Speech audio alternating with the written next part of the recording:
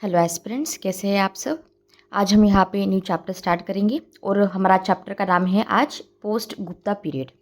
Previous lecture में हमने संगम as complete कर लिया था। अगर आपको कोई क्वेरी है तो आप मुझे कमेंट सेक्शन में बता सकते हैं। इसके साथ साथ आपको इस लेक्चर की या फिर प्रीवियस लेक्चर्स की PDF डाउनलोड करनी है तो लिंक मैं आपको प्रोवाइड कर दूँगी कमेंट सेक्शन बॉक्स में, वहाँ से आप इसे चेकआउट कर सकते हैं। तो नोट्स को मैंने यहाँ पे इंटीग्रेटेड फॉर्मेट में प्रीलिम्स प्लस मेंस को ध्यान में रखते हुए बनाया है। इसके जो आपके अपडेटेड नोट्स है वो मैं बाद में आपको यहाँ पे दे दूँगी, ठीक है। जो बच्चे यहाँ पे चैनल पे नए हैं वो यहाँ चैनल में जाके प्लेलिस्ट चेकआउट कर सकते हैं। वहाँ पे मैंने पूरी यहाँ सीरीज़ दे दी है। हमारे अभी और 2 लेक्चर्स होंगे, 2 से 3 लेक्चर्स, और आपका जो एंशिएंट का पार्ट है वो पूरा कंप्लीट हो जाएगा। इसके बाद हम यहाँ पे कल्चर कंप्लीट करेंगे। ऑलराइट, तो चलिए अभी हम लेक्चर को स्टार्ट करते हैं। सबसे पहले पार्ट 1 में हम इस चैप्टर में हिस्टोरिकल बैकग्राउंड समझ लेंगे। इसके बाद ऐसे कौन से सोर्सेस है जहाँ से हमें इसके बारे में इंफॉर्मेशन पता चलती है। इसके बाद हुन इन्वेजन के बारे में जल्दी से थोड़ा हमने वैसे पहले देख लिया है शॉर्ट में, और जो एक्स्ट्रा इन्फॉर्मेशन है वो देख लेंगे। इसके बाद वाका टाका डायनेस्टी के बारे में पढ़ेंगे, ठीक है। टाइम पीरियड मोटे मोटे तौर पे ध्यान रखना है, 550 से लेकर 750 कॉमन एरा का ये टाइम पीरियड हमें मिलता है। अब पोस्ट गुप्ता पीरियड में क्या है सबसे इम्पोर्टेंट, हम पोस्ट गुप्ता पीरियड को ट्रांजिशन की जैसे देखते हैं। ट्रांजिशन कैसे हो रहा है, यहाँ पे हम क्लासिकल एज जो थी एंशिएंट इंडिया की, वहाँ को छोड़ के हम यहाँ पे अर्ली मिडाइवल पीरियड में आ रहे हैं। ओके, तो देखो जैसे मैंने आपको बताया हम एंशिएंट के बारे में पढ़ रहे थे, हमने सीक्वेंस से सारे चैप्टर्स देखे हैं, राइट। संगम लिटरेचर ऑफकोर्स मैंने पहले ले लिया क्योंकि वो सारी इन्फॉर्मेशन मैं चाहती थी कि आप पहले जान लें। इसके बाद यहाँ पे हम अभी पोस्ट गुप्ता ले रहे हैं। पोस्ट गुप्ता के बाद यहाँ पे अल्टीमेटली हम हर्षवर्धन के बारे में पढ़ेंगे, और हर्षवर्धन के साथ हमारा एंशिएंट का जो पार्ट है वो कंप्लीट हो जाता है। हर्षवर्धन के बाद आपका फिर मिडाइवल स्टार्ट हो जाता है। इसलिए मैंने यहाँ पे कहा कि जो आपका पोस्ट गुप्ता पीरियड है ये ट्रांजिशन का पीरियड होने वाला है, ठीक है। It is also marks the transition between classical as जो हमने अब तक देखी और अर्ली मिडाइवल पीरियड। अब इसमें ये स्टार्ट होता है with the decline of the Gupta empire जो हमने देखा था in the mid of the 6th century. अब यहाँ पे जो मेन ट्रिगरिंग पॉइंट्स थे जिस वजह से यहाँ पे हमें डिक्लाइन देखने को मिला, उसमें सबसे पहले तो था पॉलिटिकल फ्रैगमेंटेशन।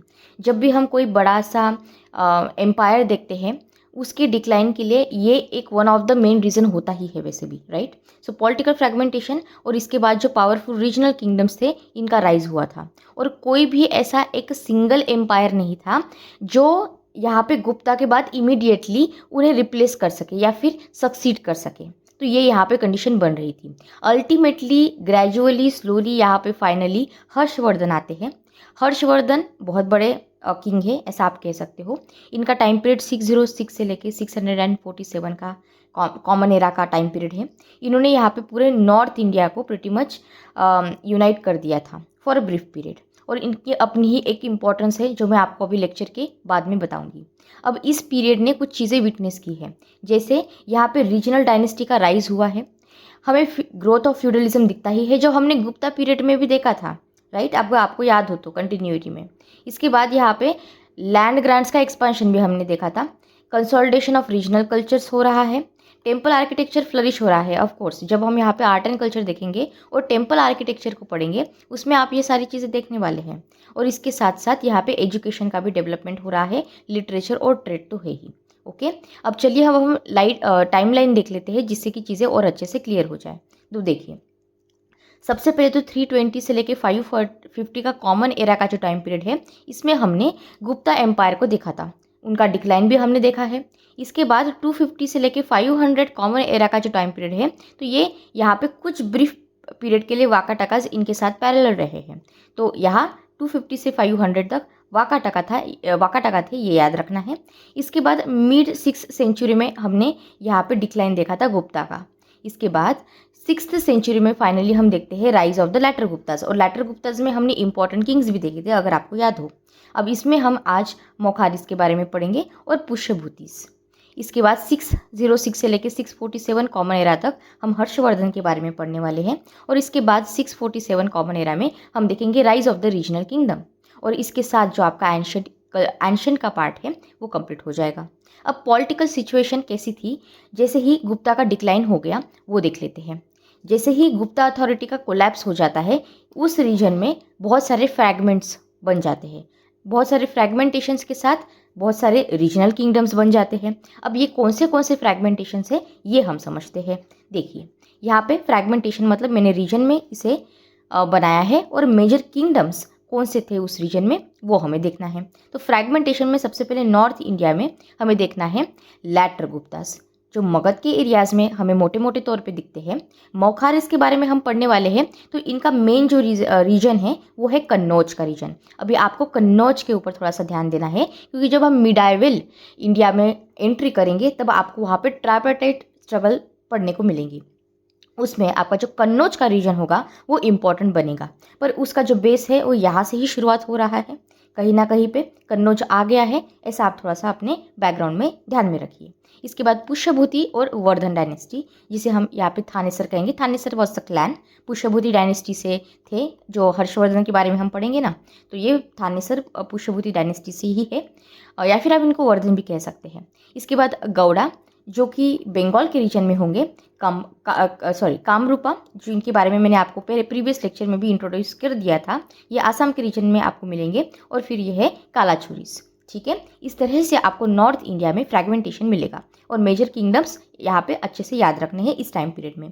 ओके, इससे आपकी अंडरस्टैंडिंग में अच्छे से बन के रहेगी। इसके बाद हम यहाँ पे वेस्टर्न इंडिया में आते हैं, जहाँ पे आपको वल्लभी के बारे में ध्यान में रखना है। सेंट्रल इंडिया में आपके होंगे नालास, और डेक्कन में हमें मिलेंगे वाकाटकास, चालुक्यास और कदम्बास। वाकाटकास और चालुक्यास के बारे में हम डिटेल में देखेंगे जब हम मिडाइवल पीरियड में आएंगे। ओके, इसके बाद साउथ इंडिया में आपको पल्लवास, पांड्यास, गंगास और चेरास मिलेंगे। ऑलराइट, तो इस तरह से आपको ये इंपॉर्टेंट चीज़ें ध्यान में रखनी है, ये आपकी अंडरस्टैंडिंग के लिए इंपॉर्टेंट बन जाएंगी। इसके बाद हम कैरेक्टरिस्टिक्स देखेंगे कि पोस्ट गुप्ता एज के क्या थे। आपको पता है कैरेक्टरिस्टिक्स को हम हमेशा डायमेंशंस में एक्सप्लोर करते हैं। सबसे पहला डायमेंशन है आपका पॉलिटिकल डायमेंशन। क्या हुआ था यहाँ पे, यहाँ जो इम्पीरियल रूल था उनका सेंट्रलाइजेशन या फिर एंड हो गया है सेंट्रलाइजेशन का।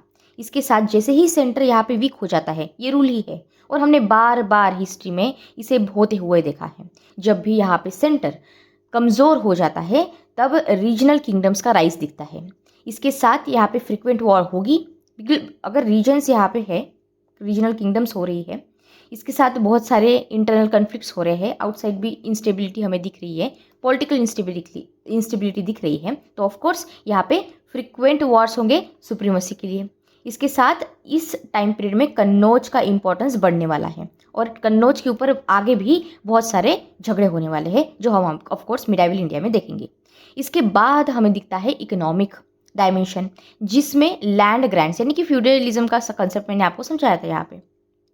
तो यहाँ पे इंक्रीज ग्रैंड लैंड्स दिख रही है हमें, फ्यूडल टेंडेंसीज ऑफकोर्स। इसके बाद decline in the long distance trend. ठीक है, अगर आपकी इंस्टेबिलिटी है तो कहाँ पे हम ये सारी चीज़ें सस्टेन कर पाएंगे, लॉजिकली ध्यान रखना है। Okay, as compare to the Guptas period में तो हम अच्छे से लॉन्ग डिस्टेंस ट्रेड कर रहे थे, तो अगर अब इस तरह की इंस्टेबिलिटी आ ही चुकी है तो यहाँ पे ये चीज़ करना, सस्टेन करना ऑफकोर्स डिफिकल्ट होगा। इसके बाद थर्ड डायमेंशन में हमारा सोशल डायमेंशन आ जाता है, जिसमें ये सबसे इंपॉर्टेंट आपको याद रखना है, ब्राह्मणिज्म का इन्फ्लुएंस बढ़ता हुआ दिखता है। वर्ण सिस्टम, अगर ब्राह्मणिज्म आ गया यानी कि क्या आएगा इनके साथ आएगा वर्ण सिस्टम। वर्ण सिस्टम भी इसके साथ स्ट्रांग बन जाता है, और अगर वर्ण सिस्टम और ये सारी चीज़ें आ रही है मतलब और क्या आएगा, इसके साथ आएगा रीजनल आइडेंटिटीज़ का भी इंक्रीज। अब आप थोड़ा से पैरेलल ड्रॉ करिए, हमारी कंट्री में मॉडर्न इंडिया में कौन से प्रॉब्लम्स हम यहाँ पे फेस कर रहे हैं जब हम वर्ण सिस्टम की बात करते हैं ओरिजिन में, राइट। ब्राह्मणिज्म, इसके बाद जो रीजनल आइडेंटिटीज़, रीजनलिज्म से आप यहाँ पे थोड़ा सा रिलेट करिए। ओके, क्यों यहाँ पे रिलेट करना है, क्योंकि आपको सबसे पहले तो समझना है कि कहाँ से चीज़ें बन रही है और हमारे प्रेजेंट इंडिया में ये प्रॉब्लम्स कैसे आ रही है। ओके, इसलिए मैंने बस आपको एक बता दिया पॉइंट। अब रिलीजियस डायमेंशन में हम सबसे पहले देखते हैं कि पौराणिक हिंदुइज्म की ग्रोथ इस टाइम पीरियड में मिली है। अब इसमें दो चीज़ें हैं, पहले तो है शैविज्म और वैष्णविज्म, इन दोनों का यहाँ पे एक्सपांशन हो रहा है। हाउएवर इन दोनों के साथ साथ हमने बुद्धिज्म और जैनिज्म को पैट्रोनेज कंटिन्यू रखा है। अब गुप्ता एम्पायर का डिक्लाइन तो मैंने आपको समझा दिया था, एक बार रिवाइज कर लेते हैं।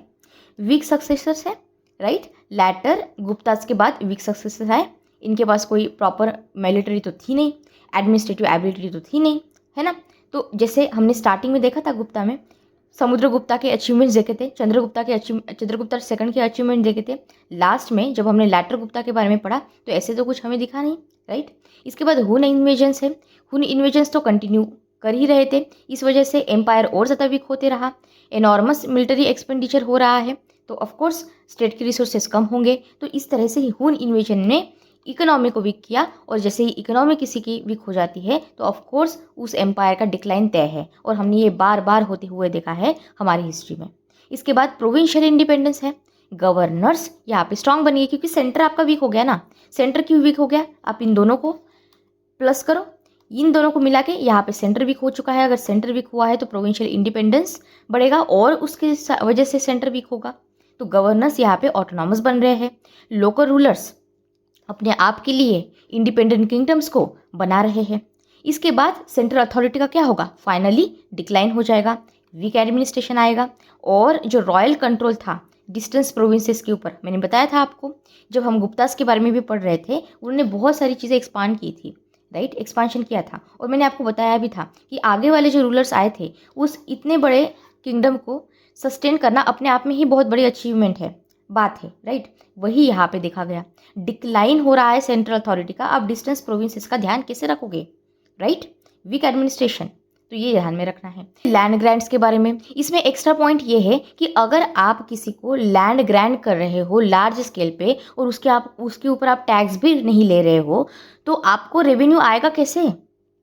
और अगर आपको रेवेन्यू नहीं आएगा तो आपकी इकोनॉमी तो खराब होगी ही, डिक्लाइन होगी ही। तो इस वजह से क्या होगा, आपका सेंटर जो है वो वीक हो जाएगा। और अगर आपका सेंटर वीक हो रहा है तो इसका मतलब क्या हुआ, जो पावर है लोकल एलिट्स की वो बढ़ेगी ही ना। तो इस तरह से लैंड ग्रांट्स में आप पॉइंट लिख सकते हो। और इंटरनल कॉन्फ्लिक्ट तो है ही, ये तो हमेशा ही होता है, आप कोई भी यहाँ पे किंगडम ले लो। So dynastic disputes weaken the political stability, ये एक पॉइंट आप यहाँ पे मेंशन कर सकते हैं। अब सोर्सेस कौन से हैं हमारे पोस्ट गुप्ता पीरियड को पढ़ने के लिए। सबसे पहले तो है हर्षचरिता। यूपीएससी ने हर्षचरिता के ऊपर क्वेश्चन पूछा है, तो किसने लिखा है ये बिल्कुल आपको 100% पता होना चाहिए। बाणभट्ट ने हर्षचरिता लिखी थी। आपके जो स्टेट के एग्जाम्स होते हैं उसमें भी पूछा जा सकता है। बायोग्राफी ऑफ हर्षवर्धन है हर्षचरिता, बाणभट्ट ने लिखी है, याद रहेगा, 2-3 बार पढ़ लीजिए, आपको याद हो जाएगा। इसके बाद यहाँ पे हमें इंपॉर्टेंट सोर्सेस मिलते हैं पॉलिटिकल हिस्ट्री के रिलेटेड इससे। इसके बाद हमारे पास ट्राइवल अकाउंट है। किसके ट्राइवल अकाउंट है, जुआनजैंग। अब ऐसा सिंपल क्वेश्चन आपको पूछ सकते हैं कि ये जुआनजैंग है या फिर युआनसैंग है, ये किन के कंटेम्प्रेरी थे, ऐसा सिंपल क्वेश्चन पूछा जा सकता है। तो वो उस तरह से भी, उस एंगल से भी ध्यान में रखना है आपको। तो इनके ट्रैवल अकाउंट्स की वजह से हमें बहुत सारी चीज़ें पता चलती है। जैसे कि पहले तो ये कौन थे ये सब पता कर लीजिए। ये यहाँ पे एक चाइनीज़ बुद्धिस्ट पिलग्रिम है, इंडिया में आए थे, बहुत सारी चीज़ें इन्होंने देखी, जाते जाते इन्होंने बहुत सारी इन्फॉर्मेशन प्रोवाइड भी की, खास करके एडमिनिस्ट्रेशन, सोसाइटी, रिलीजन, एजुकेशन के related, plus Nalanda university. Okay, इसके बाद पुराण से भी हमें बहुत सारी इन्फॉर्मेशन पता चलती है, जैसे कि जीनोलॉजी के बारे में पता चलती है, बहुत सारी डायनेस्टीज की कैसी रही थी, और पर्टिकुलरली ये हमें वाकाटाकास के बारे में इंफॉर्मेशन देता है। ओके, एपिग्राफिक और आर्कियोलॉजिकल सोर्सेज भी है हमारे पास, जैसे इसमें अपशद इंस्क्रिप्शन आता है जो लैटर गुप्तास के रिलेटेड चीज़ें बताता है। इसके बाद तेरा इंस्क्रिप्शन है जो हर्षा के बारे में बताता है। फिर मधुबन कॉपर प्लेट को ध्यान में रखना है। Nalanda seal, Aihole inscription, Pulakeshin second के बारे में वो हम देखेंगे वैसे। अजंता के इंस्क्रिप्शन, वाकाटाकास। तो ये यहाँ पे हमें इंपॉर्टेंट इंस्क्रिप्शन से इंफॉर्मेशन मिलती है। आर्कियोलॉजिक सोर्सेस में हमारे यहाँ पे कॉइन्स है, copper plates, temple remains, sculptures और केव इंस्क्रिप्शन है। अब हुन्स के बारे में मैंने आपको बताया था कि इनकी बहुत सारी ब्रांचेस थी जो इंडिया में आई थी, हमारे लिए बस वही इंपॉर्टेंट है, जिन्हें हम व्हाइट हुन्स कहते हैं। व्हाइट हुन्स का इन्वेंशन जिन्हें कहा जाता है, ये सेंट्रल एशिया की नॉर्मेटिक ट्राइब्स थी, बहुत सारे ब्रांचेस थे, यहाँ वहाँ ये गए, इंडिया में व्हाइट हुन्स यहाँ पे आए। और कहाँ से आए थे, वेस्टर्न, नॉर्थ वेस्टर्न का जो पास है वहाँ से ये आए थे।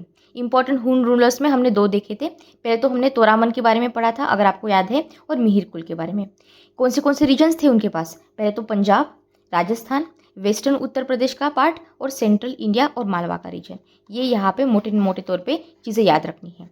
हुन्स का यहाँ पे इम्पैक्ट क्या हुआ, पॉलिटिकल इम्पैक्ट में इन्होंने जो गुप्ता एम्पायर का पहले ही डिक्लाइन हो रहा था उसकी जो स्पीड थी वो और बढ़ा दी, एक्सेलरेट कर दिया डिक्लाइन को।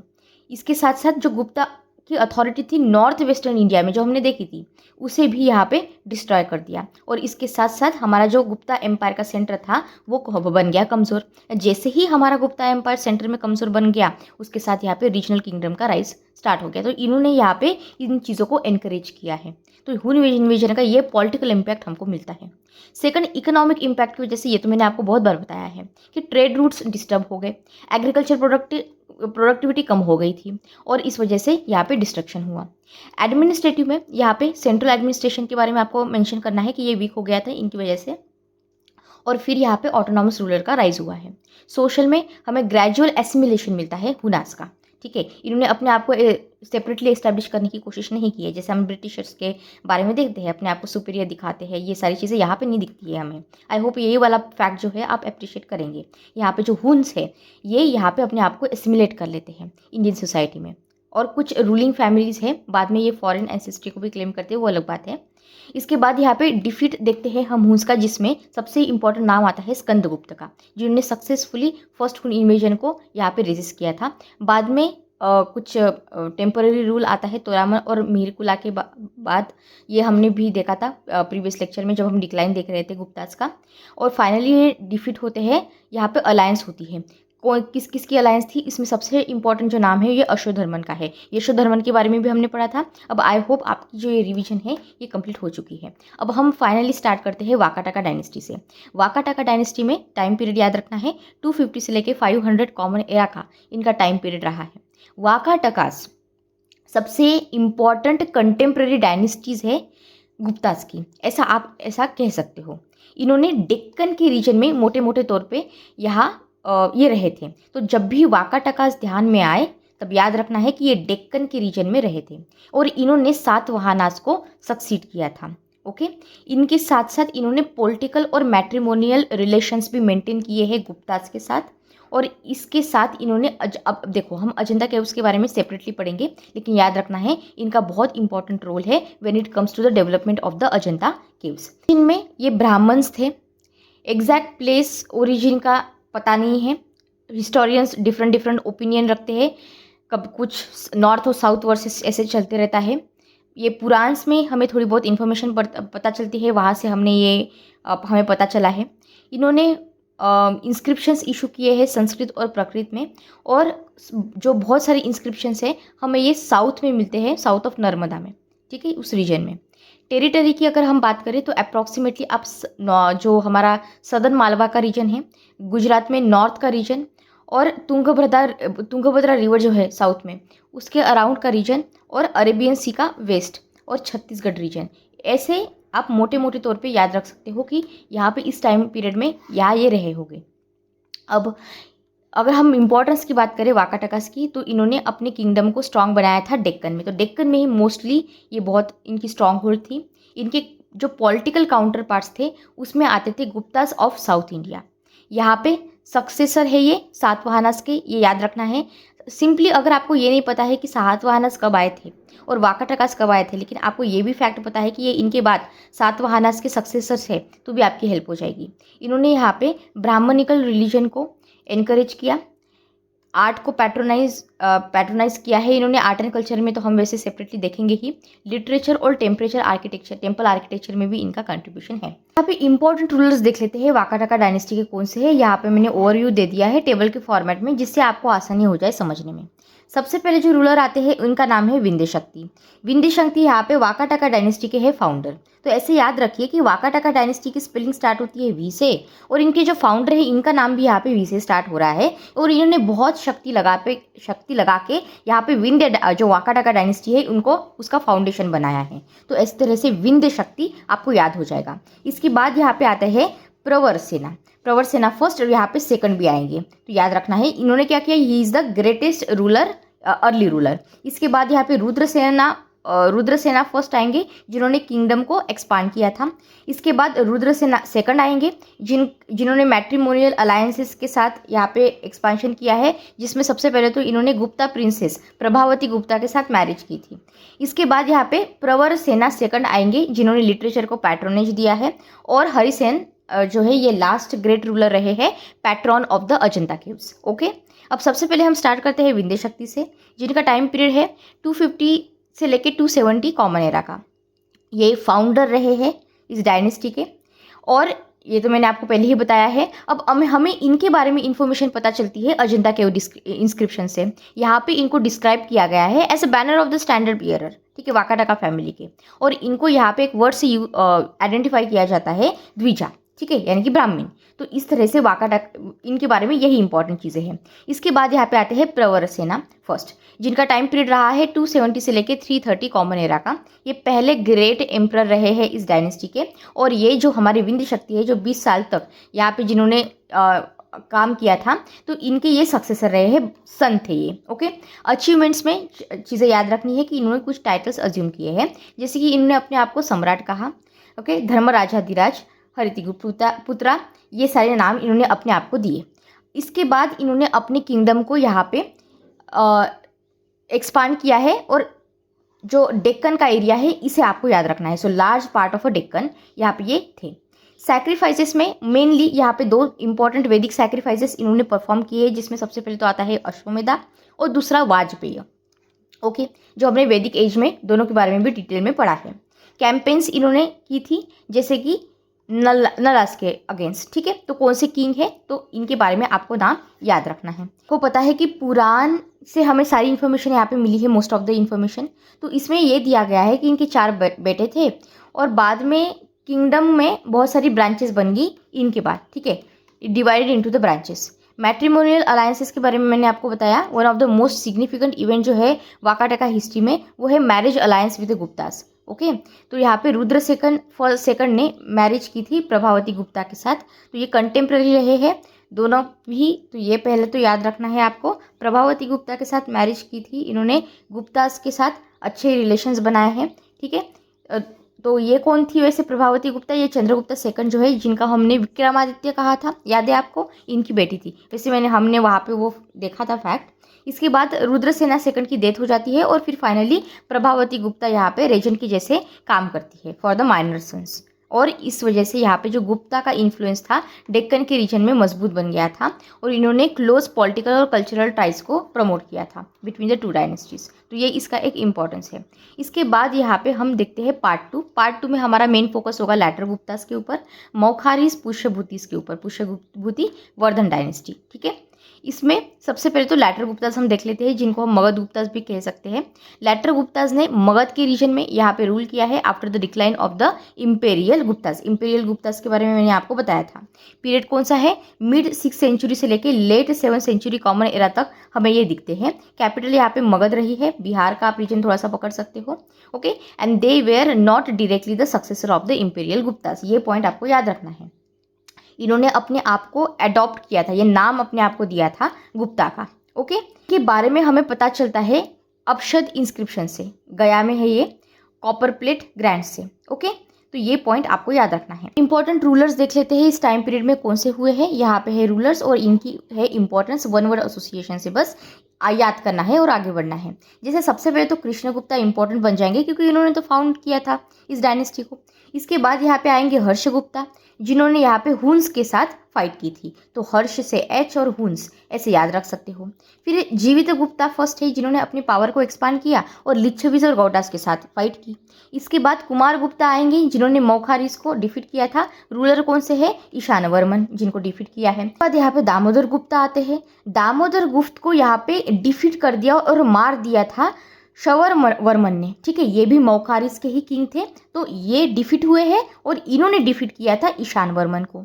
इसके बाद यहाँ पे महासेन गुप्ता आते हैं, जिन्होंने टेम्पररीली मालवा में शिफ्ट कर दिया था।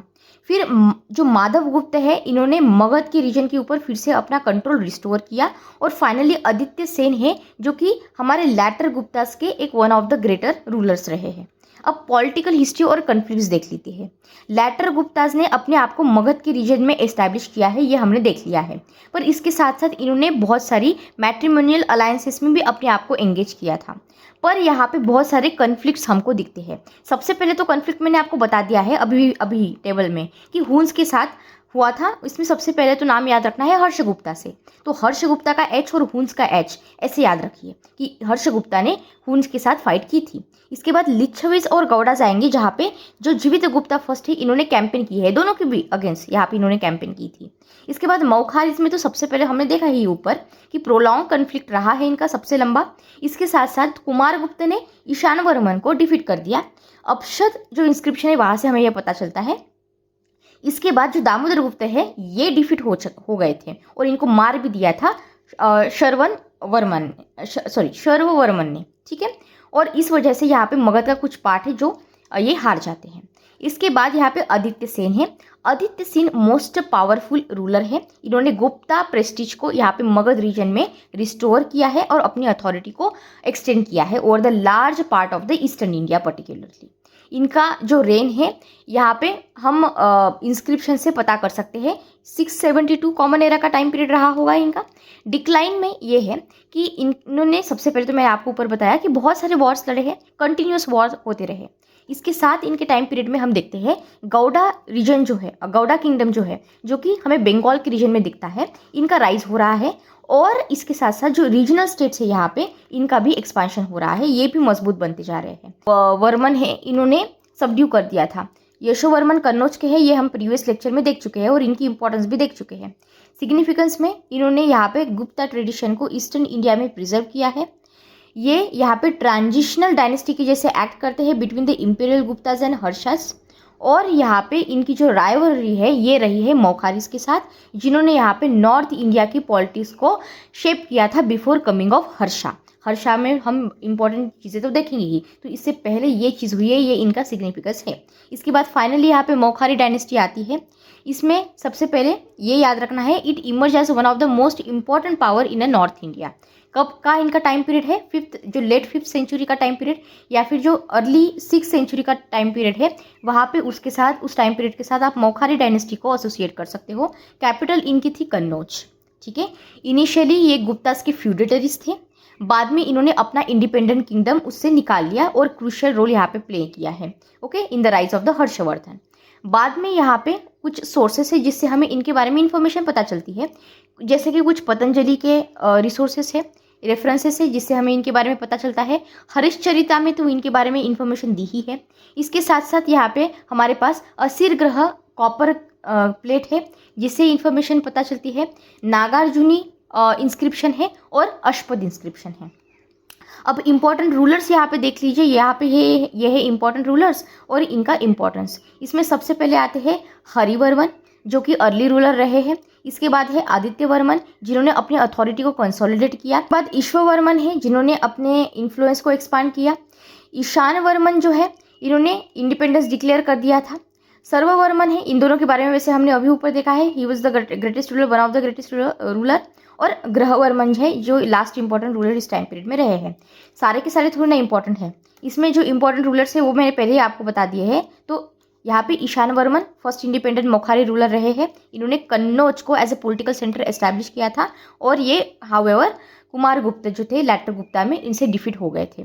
शर्ववर्मन जो है ये भी ग्रेटर रूलर रहे हैं। ये इन्होंने यहाँ पे दामोदर गुप्ता को डिफीट कर दिया फाइनली, और अपना जो कंट्रोल है यूपी के ओवर एस्टैब्लिश किया है। और कुछ पार्ट्स भी थे मगध के, ये भी इन्होंने ले लिए थे। यहाँ पे ग्रहवर्मन आते हैं, इन्होंने राजश्री से शादी की थी। ये कौन है राजश्री? ये डॉटर है प्रभाकरवर्धन ऑफ थानेसर की, यानी कि हर्षवर्धन की सिस्टर बोल लीजिए आप, ठीक है। जैसे इनकी मैट्रिमोनियल अलायंस होती है, मौखारिस और पुष्यभूतिस कनेक्ट हो जाते हैं, ओके। इसके बाद फॉल देख लेते हैं मौखारिस का कैसे हुआ है। देवगुप्त थे मालवा के, जिन्होंने यहाँ पे कन्नौज के ऊपर अटैक किया। इसके साथ साथ फिर जो हमारे ग्रहवर्मन हैं, इनकी मौत हो जाती है उसमें, और जो राजश्री है इनको इम्प्रिजन किया जाता है। और इस वजह से यहाँ पे जो मौखारिस का डिक्लाइन है ये स्टार्ट हो जाता है, और इसके साथ ये ट्रिगर करता है राइज ऑफ हर्षवर्धन। तो ये यहाँ पे एक इंपॉर्टेंट इवेंट बन जाता है इस टाइम पीरियड में। इंपॉर्टेंस इनकी ये है कि इन्होंने कन्नौज को मेजर पॉलिटिकल सेंटर बनाया, और फिर बाद में इन्होंने लैटर गुप्तास को चैलेंज भी किया है। इनकी अलायंस जो है पुष्यभूतिस की, ये इसलिए इंपॉर्टेंट है क्योंकि इन्होंने जो नॉर्थ इंडिया का रीजन है, नॉर्थ इंडिया में जो पॉलिटिक्स है उसे शेप किया है। तो ये यहाँ पे इनका इंपॉर्टेंस बन जाता है। इसके बाद आती है पुष्यभूति या फिर वर्धन डायनेस्टी आप बोल लीजिए। इन्होंने यहाँ पे रूल किया है स्थानेश्वरा से या फिर थानेसर आप इसे कह सकते हो, हरियाणा। ठीक है, ये पॉइंट आपको याद रखना है। ये यहाँ पे नॉर्थ इंडिया में फाइनली स्ट्रॉन्गेस्ट पावर बन जाती है अंडर द हर्षवर्धन, जो अब हम देखेंगे ही। इसके जो इनिशियल कैपिटल रही है ये थानेसर रही है। दोनों भी वर्ड्स हमको याद रखने हैं। बाद में यहाँ पे कन्नौज इंपॉर्टेंट कैपिटल लेटर बन जाती है। कन्नौज के ऊपर बाद में बहुत सारे फाइट्स भी होने वाले हैं। अब सोर्सेस कौन से हैं? हर्षचरिता मैंने आपको बताया, बान भट्ट ने लिखी है। यहाँ पे शुआन जैंग्स के जो अकाउंट है, चाइनीज पिलग्रिम थे ये, इनके बारे में भी हमने देखा था। केरा इंस्क्रिप्शन, मधुबन कॉपर प्लेट, ये दोनों भी यहाँ पे सोर्सेस के लिए इंपॉर्टेंट बन जाते हैं। जिनलॉजी देख लीजिए, पुष्यभूति, इसके बाद इंटरमीडिएट रूलर्स आएंगे। फिर यहाँ पे प्रभाकर वर्धन आएंगे। प्रभाकर वर्धन की डॉटर से शादी की थी, याद है आपको।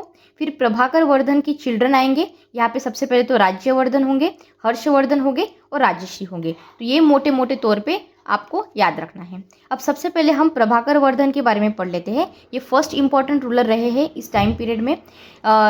इन्होंने थानेसर को और मजबूत बनाया और जो इस टाइम पीरियड में फॉरेन इन्वेजन्स हो रहे थे उसे रेजिस्ट किया। बाद आते हैं राज्यवर्धन। राज्यवर्धन अपने फादर के बाद यहाँ पे असेंड करते हैं थ्रोन के ऊपर। इन्होंने यहाँ पे अवेंज करने की सोची। अपने ब्रदर इन लॉ की जो डेथ हो गई थी, हमने ऊपर देखा था ना, ग्रहवर्मन की डेथ हो गई थी, तो इसलिए इन्होंने यहाँ पे देवगुप्ता ऑफ मालवा को डिफीट किया है। हाउएवर अनफॉर्चुनेटली ये यहाँ पे मर जाते हैं शशांक के द्वारा। शशांक कौन है? ये रूलर है गौड़ा, यानी कि जो बंगाल में किंगडम था उनके द्वारा। ठीक है, जैसे ही इनकी डेथ हो जाती है फाइनली फिर यहाँ पे हर्षवर्धन कुर्सी पे आ जाते हैं। 606 की ये बात है। तो इस तरह की यहाँ पे बैकग्राउंड बन जाता है हर्षवर्धन से पहले। ठीक है, तो पॉलिटिकल डेवलपमेंट कैसी हुई है हर्षा से पहले वो देख लेते हैं। सबसे पहले यहाँ पे हमने देखा कि गुप्ता एम्पायर का डिक्लाइन हो चुका है। इसके जैसे ही यहाँ पे गुप्ता एम्पायर का डिक्लाइन हो जाता है, लैटर गुप्तास और मौखारीज का राइज दिखता है। इसमें बहुत सारे कन्फ्लिक्ट्स होते हैं, मैरिजेस होते हैं। राजश्री का एक पॉइंट याद रखना है, ग्रहवर्मन की डेथ याद रखनी है। फिर देवगुप्ता यहाँ पे मार देते हैं ग्रहवर्मन थे उनको। इसके बाद यहाँ पे राज्यवर्धन मर जाते हैं शशांक के द्वारा। और फिर बाद में फाइनली यहाँ पे हर्षवर्धन आते हैं और किंग बनते हैं 606 कॉमन एरा में। ठीक है, इसमें सारी चीज़ें मैंने यहाँ पे दे दी है।